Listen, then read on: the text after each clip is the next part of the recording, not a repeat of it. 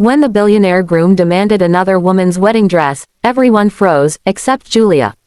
She just smiled, the kind of smile that warned storms were coming. And by the time his fiancée found out why that dress mattered, the wedding wasn't just in danger, it was history. "Sir," the designer said, "Julia already collected her wedding dress. We can't make another in 2 days," the assistant said, her voice trembling as she stared at the man behind the glass wall. Richard Hale didn't look up from his desk. His pen continued scratching across a contract worth millions, his expression unreadable. "Then tell Julia to give her dress to Vivian," he said calmly, as if it were a trivial business request. "If she doesn't, I'll cancel the wedding." The assistant froze, uncertain if she'd heard right. "Sir, Julia is engaged." That finally made him pause. The pen stilled mid-signature, and for a long moment, silence filled the room. His jaw tightened, and the muscles in his hand flexed against the pen. "Engaged," he repeated quietly. To whom? The question wasn't about curiosity, it was about control. No one dared answer. Outside his office window, the skyline glowed like molten gold, but inside, the air was cold and sharp. Richard's expression didn't show it, but something inside him cracked, a faint echo from the past he'd buried under success and ego. Julia Hart. Her name alone could unbalance him. 3 years ago, she'd been everything, his partner, his muse, his future. Together they'd built her brand from a tiny studio into a luxury label admired around the world. She was the dreamer with scissors and silk, he was the strategist who made her dreams possible. And then, one rainy night, they'd fallen apart. He chose a merger over marriage, profit over promise. She walked away without looking back. He told himself he'd moved on, until now. Now, his new fiancée, Vivian Collins, needed a dress, and the only gown worthy of her status was the masterpiece Julia had designed for their cancelled wedding. The irony was cruel, but Richard didn't flinch. To him, emotions were weaknesses he couldn't afford. The assistant hesitated at the door, then said softly, "Should I tell Miss Hart your request?" Richard's gaze hardened. "It's not a request. It's an instruction." When Julia received the message later that evening, she was fitting a gown for a client in her sunlit studio. Her laughter, gentle and melodic, filled the space as she adjusted the hemline. But when her phone buzzed, the warmth vanished. Her assistant, Liza, caught the change in her expression immediately. "Everything okay?" Julia read the message twice before answering. "Mr. Hale requests your wedding dress for Ms. Vivian Collins. Urgent. The wedding may be cancelled if you refuse." Her lips curved into a bitter smile. "He never changes, does he?" Liza frowned. "He's asking for your dress. That's insane. Tell him no." "I will," Julia said, but her tone carried something deeper, a quiet determination. "Not over the phone. I'll tell him in person." The next morning, the world outside Hale Mansion glittered with luxury cars, camera flashes, and murmured excitement. The wedding of Richard Hale and Vivian Collins was supposed to be the event of the year. The guest list read like a Forbes issue. Inside, chaos reigned. Florists argued with decorators, stylists fussed over fabric, and somewhere in the middle of it all, Vivian stood in a sleek robe, radiant but tense. "Nothing's ready," she complained, flipping through sketches. "And now you're telling me the dress I want doesn't exist." Her event planner stammered. We're trying to resolve it, ma'am. Mr. Hale is making arrangements." She rolled her eyes. "He'd better. This wedding cannot fail." Moments later, the grand doors opened, and Julia walked in. Every head turned. Even among the chaos, she stood out. Dressed in a simple cream blouse and pencil skirt, she carried an aura of calm power that silenced the room. She wasn't there to blend in, she was there to end something.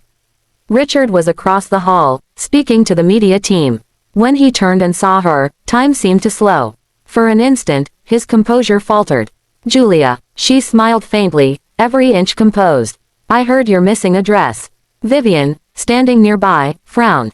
"Who is this?" Richard opened his mouth, but Julia answered first. "I'm the woman he asked to give you my wedding dress." The room fell dead silent. Vivian blinked in disbelief. "Your what?" "My wedding dress," Julia repeated, her voice smooth but edged like a blade. "Designed and hand-stitched for my wedding to Richard Hale. The one that never happened." Vivian's lips parted, color draining from her face. "You were engaged." Richard straightened, his face unreadable. "It was years ago." Julia took a step closer, her gaze unwavering. "And yet, he still remembers every detail of the gown I made. You wanted that dress so badly, Richard, you tried to take it again. He met her eyes, something raw flickering beneath his calm exterior. The design was perfect. It fits Vivian's image. Julia interrupted softly. You mean it reminds you of what you lost?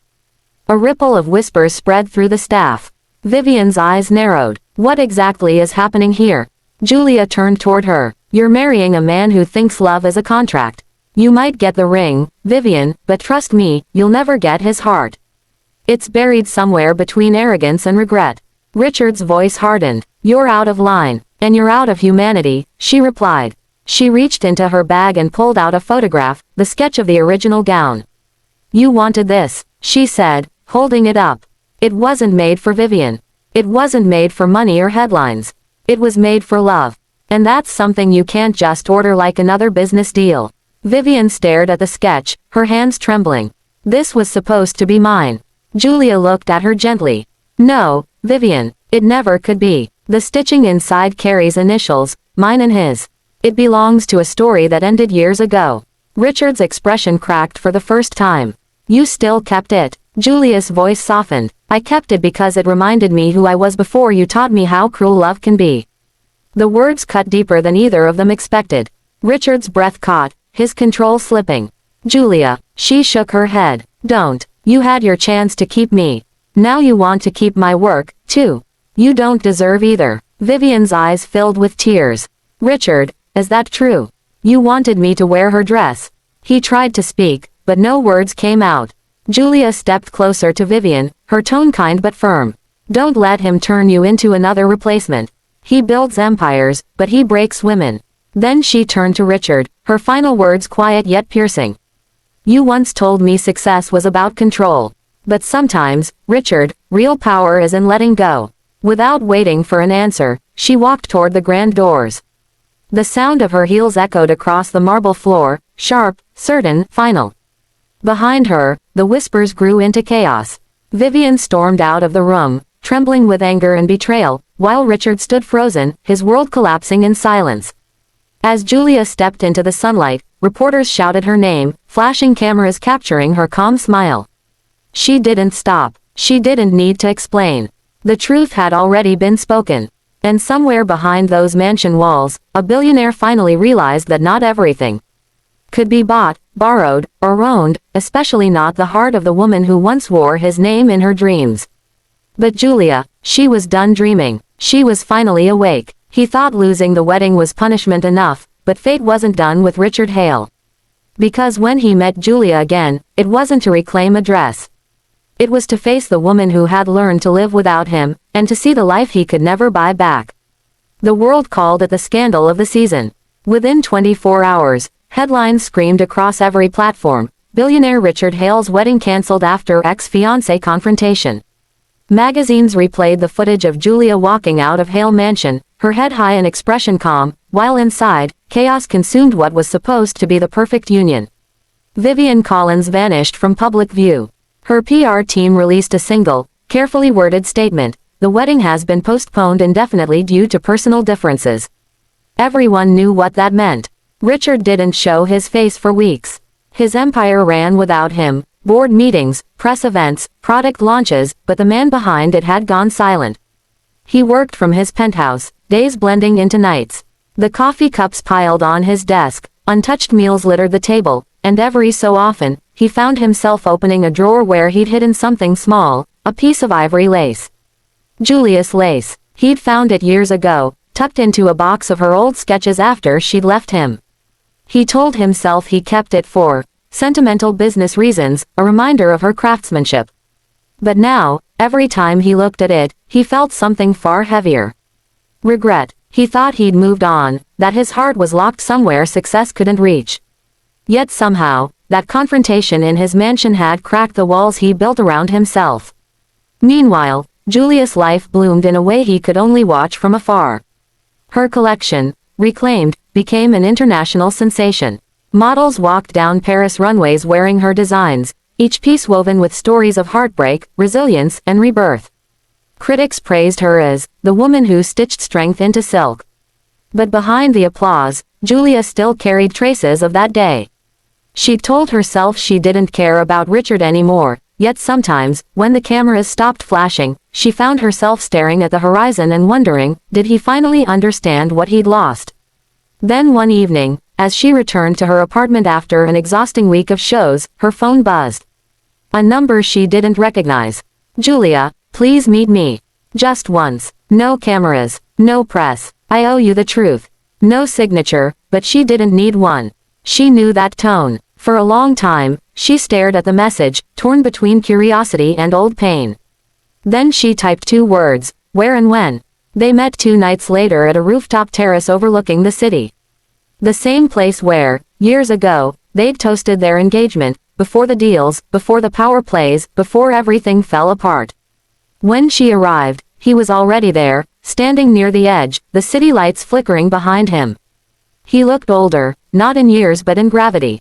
The arrogance that once wrapped around him like armor was gone, replaced by something almost human. "Thank you for coming," he said quietly. Julia folded her arms. "You said you owed me the truth. I came for that, not for apologies." He nodded slowly. "Fair enough." A breeze rustled between them.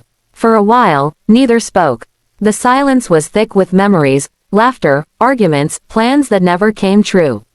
Finally, he said, "You destroyed my wedding." Julia's brow arched. "Your lies destroyed it. I just told the truth." He let out a humorless chuckle. "You always did. Know how to wound with elegance. Truth isn't a weapon, Richard. It's a mirror. You just didn't like what you saw." He looked down, hands in his pockets. "You're right. I didn't. Not then." Julia's voice softened slightly. "So why call me? You got what you wanted. Freedom, money, power. What could you possibly want now?" He looked at her, eyes tired but honest. "Peace. Maybe forgiveness. Maybe to tell you something I should have said years ago." Her heart skipped despite herself. "Which is, I didn't ask for that dress because I wanted to humiliate you. I asked for it because it reminded me of the only time I ever felt worthy. When I was with you, I wasn't Richard Hale, CEO of Hale Holdings. I was just a man in love with a woman who made the world feel lighter." Julia inhaled slowly. "And yet, you let that woman walk away." "I know." His voice cracked slightly. "I thought control meant strength. I built walls so no one could hurt me. But when you left, I realized I'd built a prison instead." The vulnerability in his tone caught her off guard. She'd imagined this moment countless times, him begging, explaining, trying to justify. But this wasn't arrogance. It was remorse. She stayed silent for a moment, then reached into her purse and took out a small, velvet box. Inside was a delicate piece of ivory lace, the same one she'd stitched from the edge of the original gown. "This was from the dress you wanted," she said quietly. "I kept it, not because of you, but because it reminded me that I could rebuild myself from scraps. You can have it now. Maybe it'll remind you what love isn't." He took it with trembling hands, his throat tightening. "Julia," she met his gaze. "You asked for forgiveness. You have it. But that doesn't mean I want you back." He smiled sadly. "I didn't expect you to. You've always known when to leave gracefully. I never did." They stood there for a long moment, the city lights stretching between them like memories neither could erase. "Are you happy now?" he asked quietly. Julia smiled, not the bitter one she used to hide behind, but something softer. "Yes, because I finally learned that happiness doesn't come from being chosen. It comes from choosing yourself." He nodded slowly, slipping the lace into his pocket as if it were something sacred. "Then I'm glad I met you again, even if it's just to hear that." She turned to go, pausing at the doorway. "Richard," he looked up. "Next time you build something," she said gently, "make sure it's out of love, not ego. It'll last longer." And with that, she disappeared down the stairwell, leaving him alone with the hum of the city and the ache of realization. That night, for the first time in years, Richard didn't open a business report or answer a single call. Instead, he sat on that rooftop until dawn, holding the lace between his fingers, watching the sky lighten like forgiveness. Months later, Julia stood in a quiet countryside chapel surrounded by flowers and sunlight. Her fiancé, Ethan, an architect with kind eyes and a quiet soul, smiled as she walked toward him in a gown she designed herself. It was simple, pure, elegant, free of any initials, promises, or ghosts. When she reached him, he whispered, "You look breathtaking." Julia smiled, eyes shining. This time, it's not about proving anything. It's just love. As they exchanged vows, the breeze carried through the open doors, fluttering her veil like a whisper from the past. Somewhere far away, in a city penthouse, Richard Hale placed the piece of lace in a frame and hung it on his wall, a reminder not of loss but of the lesson he had learned too late. Because in the end, the dress he tried to steal had never been the real prize. The real masterpiece was the woman who had the strength to walk away and start again. And for once, even Richard Hale understood. Some things, like love and dignity, can't be bought. They have to be earned.